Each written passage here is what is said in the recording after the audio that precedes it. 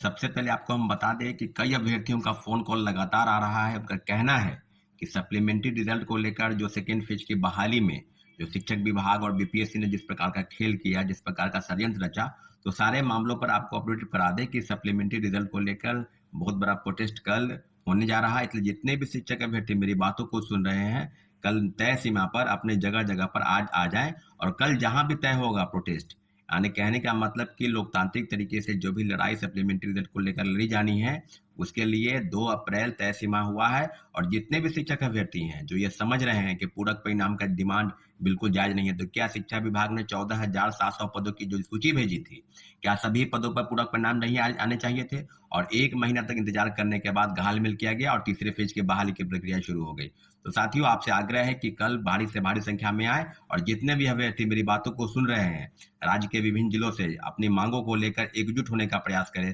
Supplementary result पर उनका पूरा अधिकार है। अब रही बात कि कई अभ्यर्थियों का कहना है कि एक तरफ आप बता रहे हैं कि टीआरई 1 से लेकर टीआरई 2 तक फर्जीवाड़ा हो रहा है, वहीं दूसरी तरफ आप पूरक परिणाम की मांग कर रहे हैं। तो ये अभ्यर्थियों का डिमांड है कि हम सप्लीमेंट्री रिजल्ट को लेकर प्रोटेस्ट कर रहे हैं। मेरा जो बयान है, उस बयान से आप इत्तेफाक रखते हैं या नहीं रखते हैं, लेकिन इतना ज़रूर है कि टीआरई 1 से लेकर टीआरई 2 तक जो भी फर्जीवाड़ा हुआ, सभी फर्जीवाड़े के तह में अब बीपीएससी और जो जांच की टीम है यानी आर्थिक अपराध इकाई बिल्कुल सही दिशा में काम कर रही है और उसने बीपीएससी के अधिकारियों और कर्मचारियों से लिखित रूप में जो प्रश्न किया है, सबका जवाब उनको देना है तय सीमा पर और जितनी भी चीजें अब सामने आएंगी उस सभी विषयों पर आपको हम अपडेट करा दें कि आने वाले समय में जो चीजें होंगी आर्थिक अपराध इकाई की टीम द्वारा जो जांच की जा रही है, सारी चीजें बिल्कुल पानी की तरह साफ हो जाएगी कि आगे मामला क्या है। साथियों, बिंदुवार हम चर्चा करेंगे कि क्या टीआरई 1 में जो 14,700 पदों की टीआरई 2 में और 4700 पदों की सूची भेजकर 2773 का रिजल्ट आया,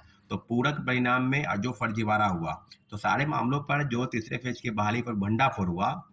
जो आरोपी है, आरोपियों के बयान पर, आरोपियों के कहने पर, जिस तरह पहले विशाल चौरसिया हो, उसके बाद विजेंद्र गुप्ता हो, उसने सारे बयान दिए हैं कि टीआरई 1 से लेकर टीआरई 2 तक हूबहू प्रश्न पत्र मुहैया कराया गया।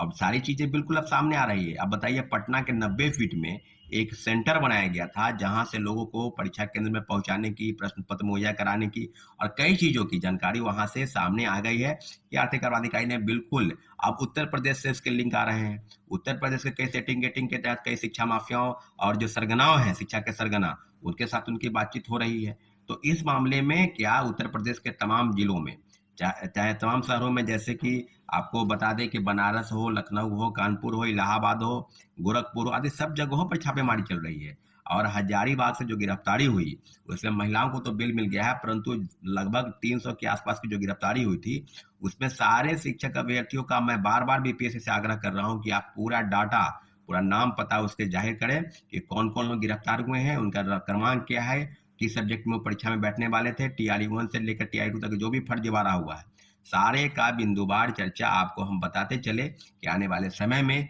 इस तरह की चीजें हो रही है। अब कहने की जरूरत नहीं है कि आर्थिक अपराध इकाई की टीम किस प्रकार से काम कर रही है, लेकिन इतना जरूर है कि अगर आप पिछले अगर इतिहास को आप दोहराएंगे तो ये पाएंगे कि 67वीं पेपर लीक कांड में आप ये मानेंगे कि कई लोगों का नाम सामने आ रहा था। कभी पिंटू यादव का नाम आ रहा था, कोई आईएएस रंजीत का नाम आ रहा था, फिर डीएसपी पद पर तैनात रंजीत रजक का नाम सामने आया। उसमें कईयों लोग, सैकड़ों लोग की गिरफ्तारी हुई। अभी जो मामले सामने आ रहे हैं उसमें रंजीत रजक सस्पेंड हो गए, फिर उनको कोर्ट में जेल गए, फिर उसके बाद वो फिर सस्पेंशन उनका रिवॉक हो गया, फिर वो ज्वाइन कर लिए। तो कई चीजें बिल्कुल अब इस सामने में है कि क्या 67वीं पेपर लीक कांड में कई जो बातें सामने आ रही थी उस पर लीपापोती हो गया, तो क्या उसी प्रकार से क्या जो तीसरे फेज की बहाली पर लीपापोती होगा? तो लीपापोती का प्रयास किसी भी प्रकार से नहीं होने देंगे। आर्थिक आपराधिक इकाई बिल्कुल बेहतर काम कर रही है। अगर उन्हें खुली छूट मिली है तो बिल्कुल दूध का दूध और पानी का पानी एक हो जाना चाहिए, क्योंकि बीपीएससी के पूर्व चेयरमैन की भूमिका, उनके रहते हुए भी जिस तरह के कारनामे हुए और जिस तरह की चीजें टीआरई 1 से लेकर टीआरई 2 तक जो क्वेश्चन पेपर प्रिंटिंग प्रेस में छपने से पहले उन लोगों के पास कैसे चला गया, क्या बीपीएससी अध्यक्ष के अलावा भी किनको पता था, नहीं पता था, परीक्षा नियंत्रक यानी परीक्षा एग्जामिनेशन कंट्रोलर की भूमिका पर और सारे बिंदुओं पर जो जांच अगर आप पाएंगे तो यह पाएंगे कि आर्थिक अपराध इकाई की जो टीम है बिल्कुल बेहतर काम कर रही है और सारे मामलों पर TRE 1 से लेकर TRE 2 तक सप्लीमेंट्री रिजल्ट पर दर्जनों याचिका दायर हो गई है, उसकी सुनवाई भी चल रही है। लेकिन जो हम लोग योग्य अभ्यर्थी जो हैं जिन्होंने ज्वाइन किया है उनको घबराने की जरूरत नहीं है, लेकिन इतना जरूर है कि TRE 1 से लेकर TRE 2 तक जो फर्जीवाड़ा हुआ जिसकी शिकायत आर्थिक अपराध इकाई कर रही है और आर्थिक अपराध इकाई की रिपोर्ट का हम लोग इंतजार कर रहे हैं, उस रिपोर्ट के आधार पर हम जरूर माननीय उच्च न्यायालय जाएंगे और सारे लोगों पर जो बड़े पैमाने पर फर्जीवाड़ा डॉक्यूमेंट के आधार पर या सेटिंग गेटिंग के तहत बहाल हो गए हैं वो अब समझ ले कि आपकी नौकरी किसी भी हाल में बचने नहीं जाएगी। हम लोग पूरा प्रयास कर रहे हैं कि माननीय उच्च न्यायालय के शरण में जाकर और सब मामलों की तहकीकात करें कि क्या TRE 1 से लेकर TRE 2 तक जो भी फर्जीवाड़ा हुआ बिंदुवार चर्चा होगी और जितने भी योग्य अभ्यर्थी हैं वो सारे को घबराने की जरूरत नहीं है, लेकिन इतना जरूर है कि लड़ाई को अंतिम मकाम तक पहुंचाने के लिए माननीय उच्च न्यायालय जरूर जाना होगा। इसके लिए BPSC और आर्थिक अपराध इकाई की टीम जो जांच कर रही है उसके सारी बिंदुओं पर हम लोग चर्चा करेंगे और आने वाले समय में जिस प्रकार से होगा, इसलिए पुनः आपसे आग्रह करते हैं कि सप्लीमेंट्री रिजल्ट की मांग को लेकर जो भी प्रोटेस्ट कल हो रहा है उसमें आप बढ़ चढ़ के हिस्सा लें और सरकार के समक्ष अपनी बातों को रखें साथियों। ठीक है, धन्यवाद, जय हिंद।